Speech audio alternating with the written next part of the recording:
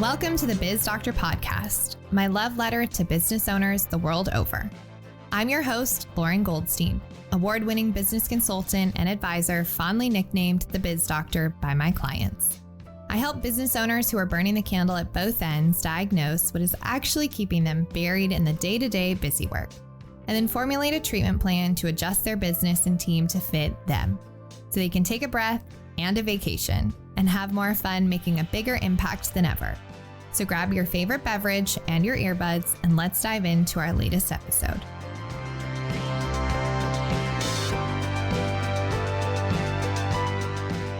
If the word sales sends a shiver down your spine, or you know that your sales muscle could use some toning, then today's episode is going to be exactly what you need. On today's episode, we're going to dive into how to master sales to really grow your business and your impact. Welcome back to the Biz Doctor Podcast. I'm your host, Lauren Goldstein, and my guest joining me here in the studio today is sales expert and mentor, Jillian Murphy. Jillian is a highly sought after sales and business mentor who has mastered the art of sales and scaling not only her own business, but has helped hundreds of other online business owners as well. With over 22 years of business experience in sales and marketing and growing multiple businesses of her own, she's now made it her mission to help online business owners gain real results in sales and messaging. Sales is truly the oxygen of your business and the most important skill in any business can acquire. Welcome to the show, Jillian. Thank you so much for having me. I'm so excited to be here today, Lauren. Sales is obviously my favorite subject to jump into, so I'm excited to riff with you today on the show. Me too. And I, for one, am so excited because I know that sales is the weakest part of my business life cycle. Not because I'm not good at it. I mean, maybe I'm not good at it, but more that I just don't love it. And it feels so foreign to me. I don't think it's my zone of genius. And so I think that a lot of business owners are going to relate to that. So that's why I'm so excited to jam with you on this. So to kick us off, why don't you share a bit more about your path and how you got started with your business and helping entrepreneurs in the way that you do? Yeah, absolutely. This is such a great question. So I actually started my sales career about 22 years ago. I was in the corporate sales space as a entry-level salesperson, and then I worked my way up to the top. And then unfortunately, I actually lost my job during the pandemic. And just like you said, Lauren, most business owners, entrepreneurs, coaches, network marketers, sales is not their zone of genius. So I quickly shifted to the online space where I found that the majority of people needed help in sales, selling their products, scaling their offers, creating their next product suite. So I really kind of hit the sweet spot in the online space. And I, moved over here about 2.5 years ago. And it's been really good because it doesn't matter if you are just starting out, you have a 6-figure business, you have a multi-6-figure business, or you're actually on your way to 7 figures. Sales is still going to be really the main thing that you always need to be focusing on, because it's like, how can you tighten it up? How can you tighten up your sales cycle, your sales process, your networking, your podcast pitching, your messaging, your marketing, all of those things. So yeah, it's been a really great ride over here. I love that. I love, some people call it cubicle to CEO, but I love when you have that corporate experience and then you can use a lot of that as a launch pad to help your business, your own business grow, but then also business owners. And so I know I see you talk a lot about how and why sales is the foundation of your business. So why don't you tell me a little bit more about that? I know it might seem like an easy question or something, but I think there's a lot of juice there. Yeah, absolutely. So, a lot of people understand that sales is like the foundation of their business, but they don't really want to focus on that, right? Especially as online entrepreneurs, they want to focus on, doing all the other things that really feel good. But really, if you know how to generate revenue in your business and you know how to generate leads in your business, that is what will keep a business afloat. That's what will keep money coming into your business. So sales truly is really the most important thing. So, I work with a lot of online coaches, a lot of online entrepreneurs, and it's like they want to focus on all of the other things. And it's like, no, what you really want to be focusing in on all times is how are you bringing profit into your business? How are you bringing leads into your business? What are you selling next so that there never is that gap in your business? Then we just have we just have a hobby if we're not generating sales in our business.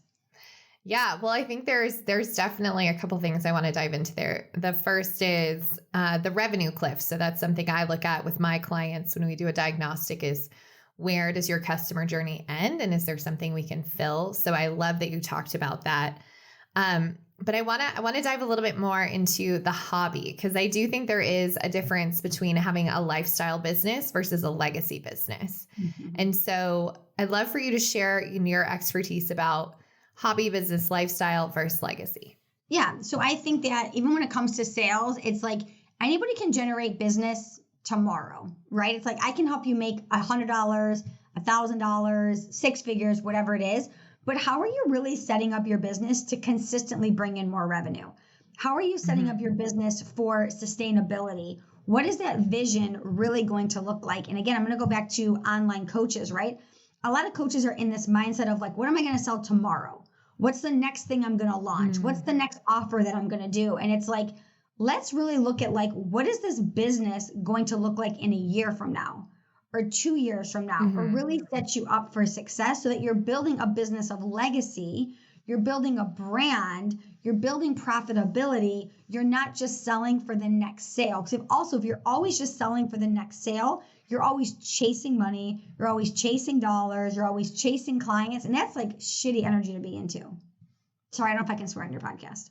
Oh, you absolutely can. This is explicit. Let it all out. Let it all hang out. This is my kind of show then. Yeah. No, you're good. I like to keep it real and raw. So absolutely. Yes. And I love that you're talking about something that has been top of mind for a lot of people recently, which is this revenue roller coaster of the like launch months versus the famine months, and really getting your business to have consistent sales. And so I'm curious in terms of, one of the things obviously to have consistent sales is monthly recurring revenue, but are there other ways that you can like really turn on that tap to have the more consistent sales coming in so you're not riding that roller coaster? Or if you are, it's just like a little speed bump versus feeling like you're just like on a skyscraper? Yeah, so this is a really great question too, and it's like, I think a lot of people look at reoccurring revenue a lot of different ways, right? A lot of people look at it like maybe they have a membership, or maybe they have programs that they launch twice a year. So they have payment plans coming in, or they have one-on-one clients that they put on payment plans, right? So I like to look at like reoccurring revenue as like, what do you have in your product suite that's always going to be generating money coming in? So like in my business, we have a membership.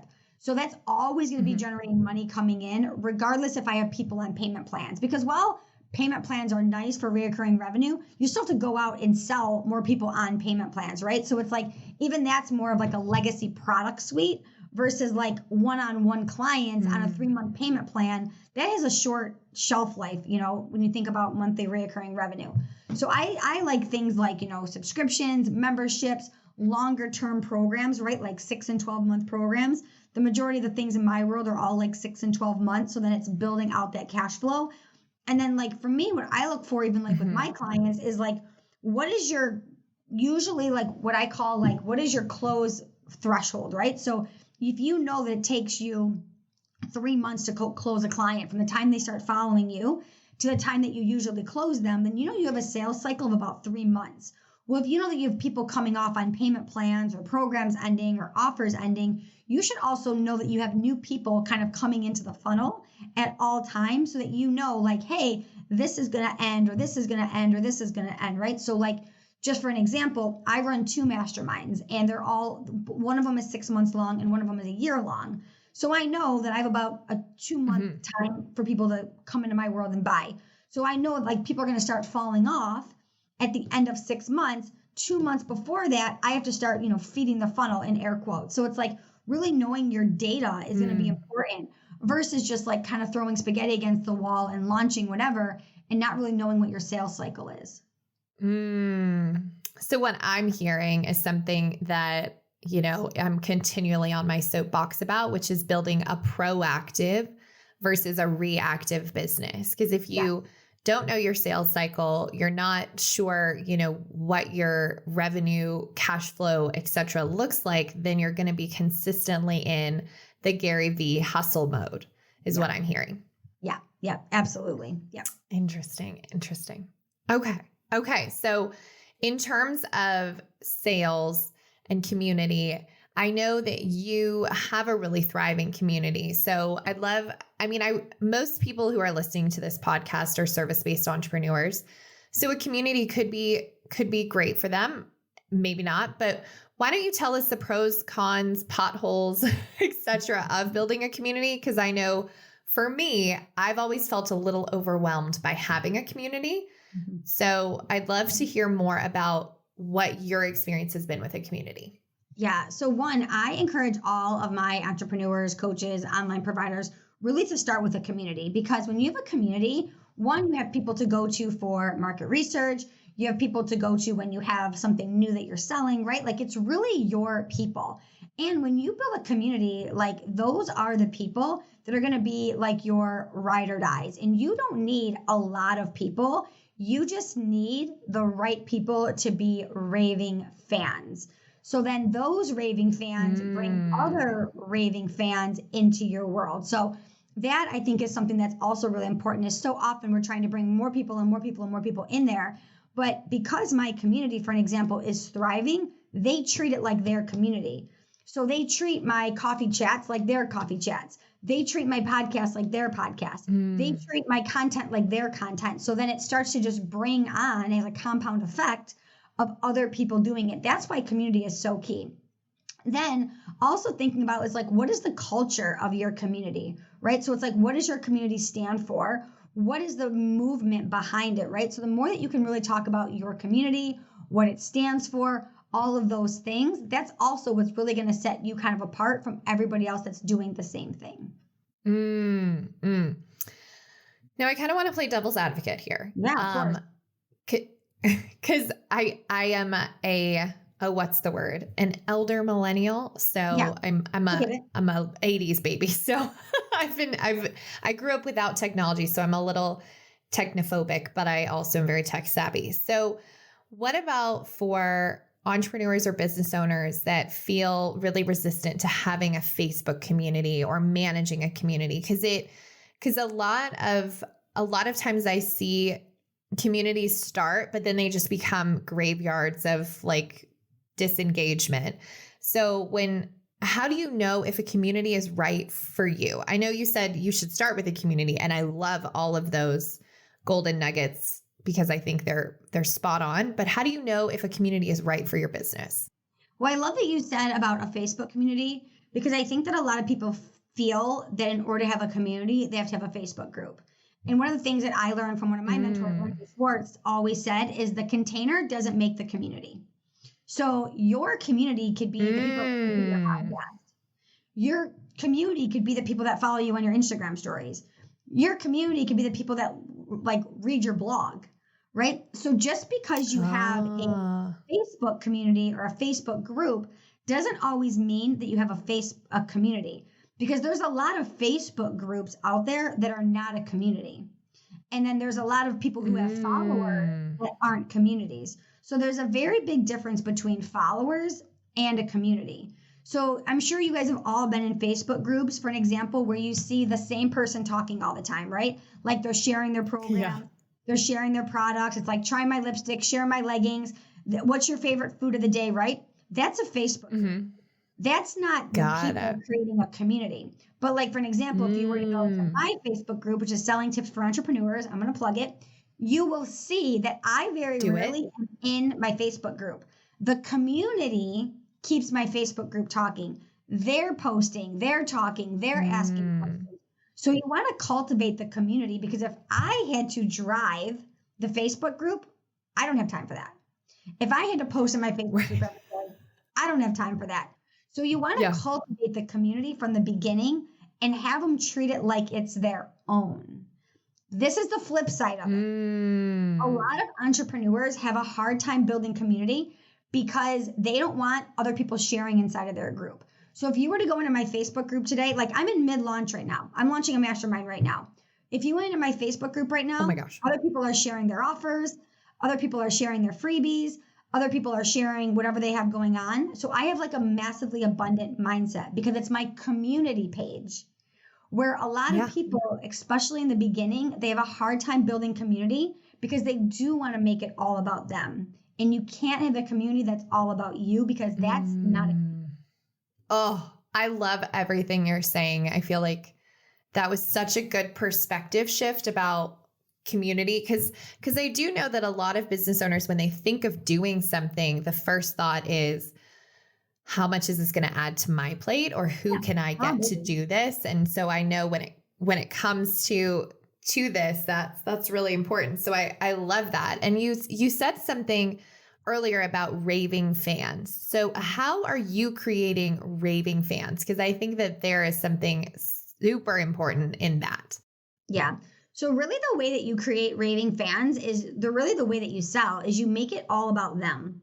So if you look even like at my Instagram, for an example, it's all about how can I serve the people that are following me. So it's never like, look at me, look at what I'm doing. What am I all about? It's always like, how can I serve my audience? How can I give them massive value every single day, right? How can I bring people into my world and make their world better? Well, in my world, it's like through sales. So you'll see like every day or every other day, I'm literally giving away so much value.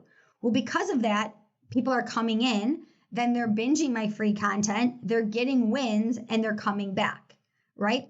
Also, I don't lead with selling ever. So I see people as humans first. So when I meet Lauren on Instagram and I see that she is a service provider, I'm not quickly to say like, hey, Lauren, tell me about your business. What are your big goals this year? No, I'm literally like, hey, Lauren, it's really nice to meet you. Tell me about you. I'm getting to know humans first. One of my favorite taglines is like human and heartbeats first. So that's how you get to know people. You connect to them first at a deeper level. Then they become raving fans of you because you like genuinely connected, right? Like that's I think the difference of like what makes people like raving fans of me is they like, one, they never ever feel like I'm selling to them, even though they buy from me every day, right? And I'm giving them so much value that they're like, I'm going to keep coming back to her every single day because I'm learning something every day from her. Oh, that was another powerful perspective shift. What do you say to those entrepreneurs and business owners who are afraid of giving away so much value that people don't buy from them? Like they don't want to give everything away because then they're afraid that nobody's going to actually become a client. Yeah, this is my favorite thing to talk about. And I say this nicely. Think about how many workouts are on YouTube and Pinterest, and like 90% of America is overweight. Because if everybody just did things that were free, they would do them, but they don't, because information that's free does not equal transformations, right? We pay attention when we pay for things. I talk about this all the time. When my one-on-one clients come to me, I don't like pull out this like secret diary of tips.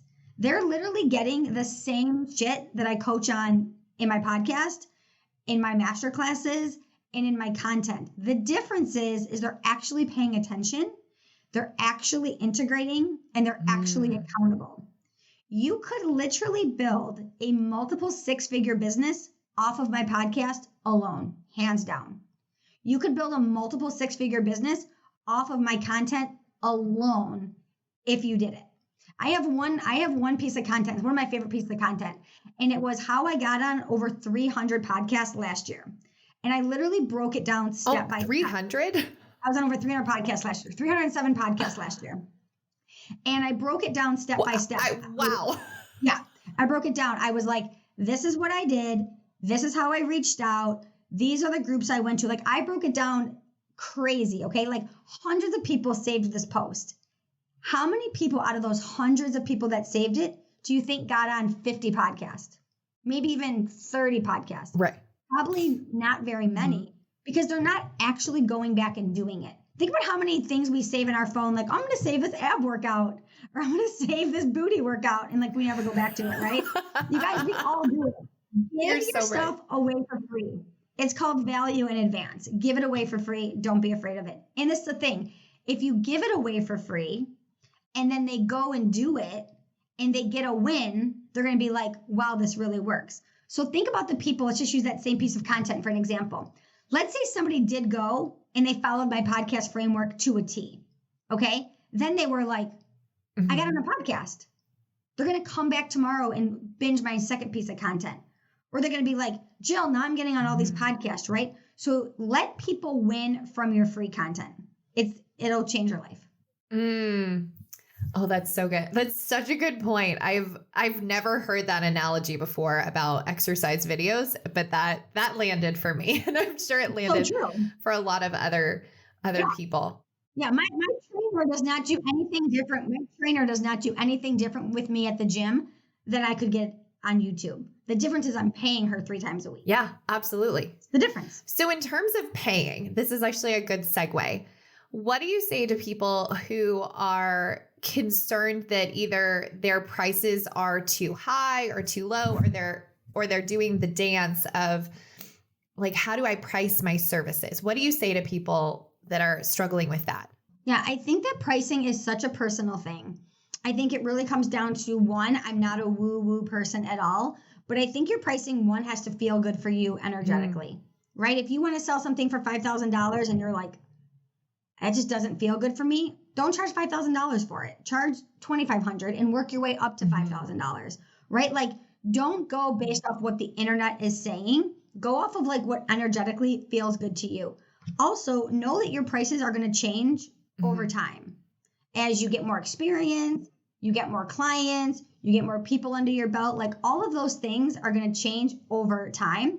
So I think that's the other thing. Also, make sure that it makes sense based off like the amount of time that you're putting in, the effort that you're putting in, what you need to make, your cost of goods. Maybe you have a team, maybe you have a VA, maybe you have things that you pay for every month, Zoom, Canva, right? All of those things. Make sure that at the end of the day, you are pricing your things so that it does make sense for you. I really appreciate that, because I know that there's different schools of thought about pricing, and, you know, looking at competitors and this and that versus, you know, feeling into what feels energetically good based on your experience, based on your time, based on your margins. And so I'm curious, kind of related to that in terms of time for money. So something that I got away from years ago, which changed my business, is not doing like an hourly retainer, like a lot of attorneys and CPAs and things do. I went to a flat rate. So what are your thoughts on hourly versus flat rate versus retainer? Yeah, I think that it matters based on like your business, right? So like if you are somebody who is just starting out and you've never had a paying client, I think starting out with like an hourly rate is good. Let people get to know you, right? As you get more established, moving to more of like a retainer, right? Like I'm on a retainer rate. But I think that it also makes sense also based on like your product suite. Are you somebody who is looking to scale your one-on-one offers? Can you take those things on? And again, I think it also depends on where you're at in your seasonality. I don't think it's a matter of like, does this always make sense for people? Now, I'm not a big like hourly rate person, but I do think that for a lot of newer people, like if someone's never worked with you, right? Let's just use me for an example. If someone's never worked with me and they're like, oh, I listened to Lauren's podcast and I kind of like this girl and maybe I want to work with her. And I don't have like a 1 hour session or a 90-minute session. All I had was like a $10,000 retainer or a $40,000 retainer. I could be losing people who I could possibly get in on just like a 1 hour session. Right. So I actually work with a lot of my newer entrepreneurs on having some sort of way that they can like try you out on like a 1 hour strategy session or a 1 hour or a 90-minute session or something like that. Because I think that it's important when people are just starting out to let people like have a taste of what it's like to work with you. Yeah. I actually have a back pocket offer, if you want to call it that. That's a CEO strategy session where we spend 90 minutes together. We take not a deep dive, because that's obviously what my diagnostics are for, but we take a pretty good look at who you are in the business and where you're getting stuck and give some tangible next steps. And if you want to dive deeper, then you can do a team diagnostic or diagnostic deep dive or advisory with me. So I love that. And then Me too. at the very beginning, you were talking about strategy. So I'm curious when it comes to sales and telling us more about why strategy really matters, and maybe a few takeaways to tweak your sales to actually make it more strategic and proactive. Yeah. So I think it's really important that you look at what your business is doing now, right? Like what is working really good right now in your business? Like where are the gaps? Where are the leaks? Where are sales coming in for? Where is there more opportunity for growth? Where are your leads coming in from? Where have you had really good high cash months? Where did those sales come in for? Where do you sell really well in like seasonality? What products are really lighting you up in your business? What products are really draining you? Which ones give you a lot of energy? Which ones suck your energy? What type of clients do you like to work with? Like all of those types of things I think are really important to even look at like quarterly or even like every 6 months and then really evaluate your business, right? It's like, oh, I'm really loving working with one-on-one clients. Well, then sell more one-on-one clients. Or I'm in a season of my life, I really want to slow down and I want to serve more one to many. Well, then kind of look at that, right? So I think it's like important to kind of look at all of that stuff. And this is the other thing I'll say about like sales processes and data. You have to give stuff time to work, especially in this online space, right? It is busier than ever. It's about to be $1 billion industry by 2024. Wow.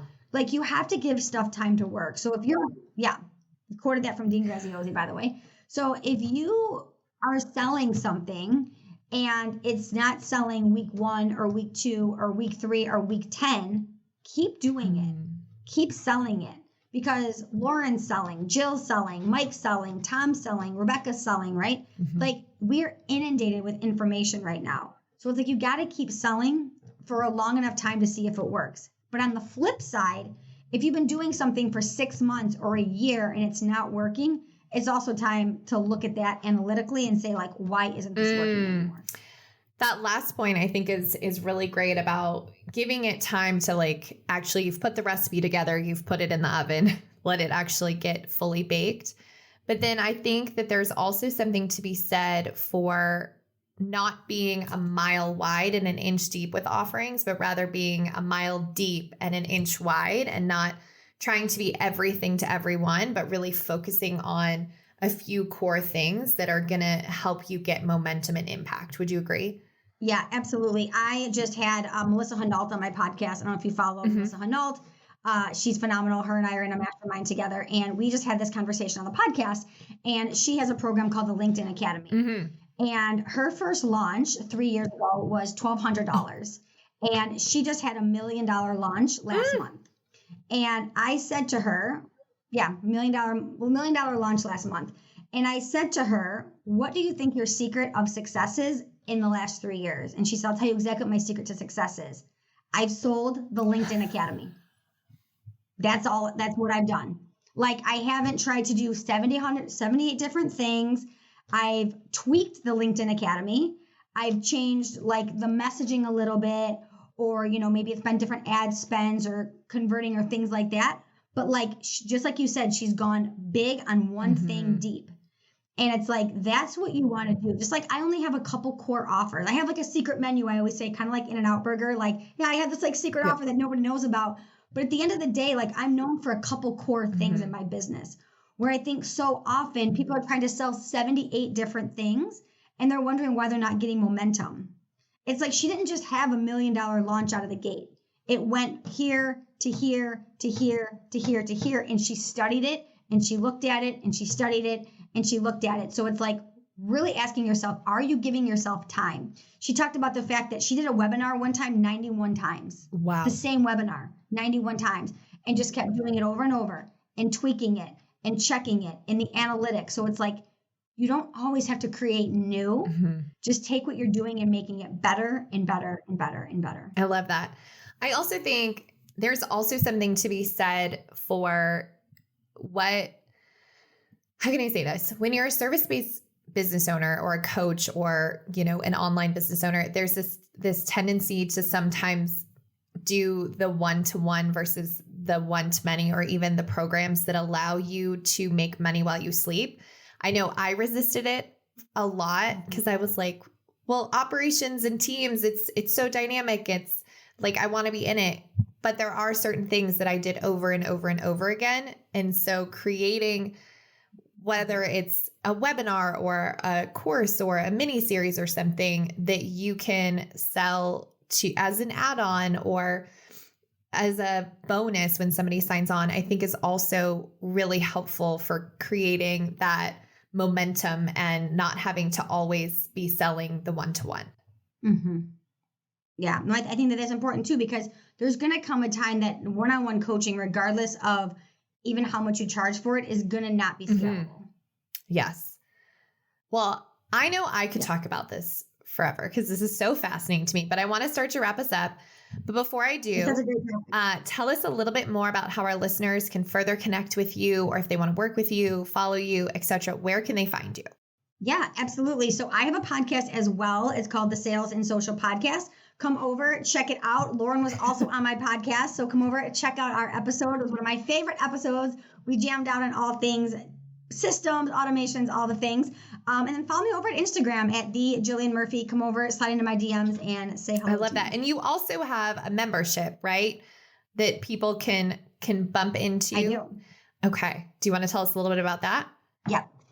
So our membership is $97 a month. It is like a no-brainer.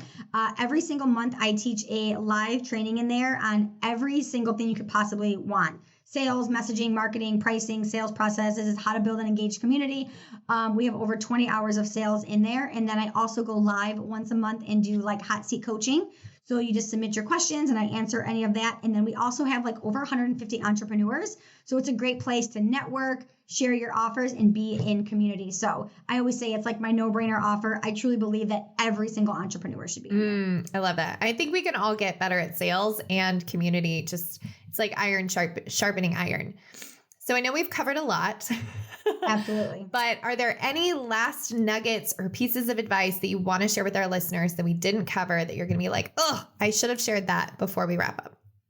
I think the biggest thing that I always say when it comes to sales, I say this a lot on the podcast, is remembering that sales takes time. So like, we're not just naturally born salespeople. Mm-hmm. So it takes time. Get good at it. Listen to a podcast, read a book, practice, talking to yourself in the mirror, right? And really just making sure that you are soul-heartedly sold on what it is that you're doing, right? So making sure whether you're selling a sweatshirt, a hat, a program, a product, a service, an offer, whatever it is, that you are so obsessed with your offer. And if you're not obsessed with it, it's time to go back to the drawing board and start over. Oh, that right there. Mic drop. I love that. Okay. Last question I ask all of my guests, which I cannot wait to hear since I know you are a prolific learner. What is a book that you think every entrepreneur or business owner should read and why? Buy Back Your Time. Ooh. By Dan Martell. It's a great book. And it's a great book. And it's about how as entrepreneurs, we try to do everything ourselves. And it's really a great book to buy back your time as an entrepreneur. Okay. I love that. I've never read this book, but I'm going to go order it right now on Amazon. Oh, you would love this book. This book is like right up your I know. alley, That's Lauren. why I'm like, how have I not read this book? Because, efficiency and. Oh, you'll love it. I just gifted it to everybody inside my mastermind because I was like, this book is literally every one of you needs to read it. I love that. I gift books to my clients too. And one of them is 5 Dysfunctions of a Team. Which I absolutely love, but this might be another edition. So I love that. Well, thank you so much for being on the show. This was wonderful. I loved being on your podcast. Guys, go check it out. It's an amazing podcast. Tons of great information about sales and growing your business and scaling. I'm so glad you could be on the show. Thank you, Lauren. I appreciate you having me. You guys have a wonderful day. Thank you. All right. That's it for this week's episode. Thank you so much for listening in. If anything we shared sparked something in you, we'd love for you to share this episode with your friends or other business owners. We'd also love to hear from you. So let's connect. Tag or DM me on Instagram at It's Lauren Goldstein or LinkedIn or wherever you hang out on the interwebs. Also, don't forget to subscribe so you're the first to get notified when our next episode is live and ready for your ears. Thanks so much for listening. Until next time.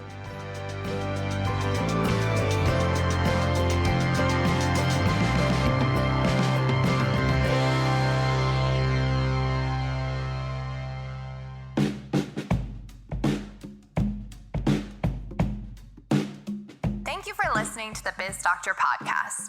Now, I like to say that friends don't let friends WebMD your business. So if you're wondering what your next steps could be, here are some options for you.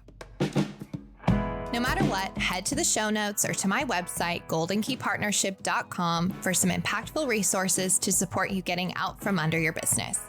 That's also where you'll find the links to learn more about our services and how we support business owners, just like you, who are ready to make the successful jump from business operator in the trenches to visionary business owner with more freedom and flexibility. All of that info is on our website, so pop on over to learn more or get in touch. goldenkeypartnership.com.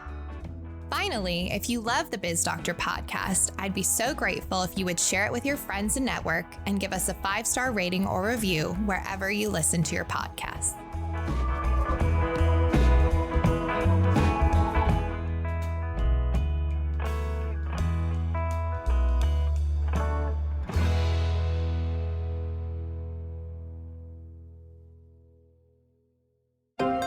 This is Story Studio Network.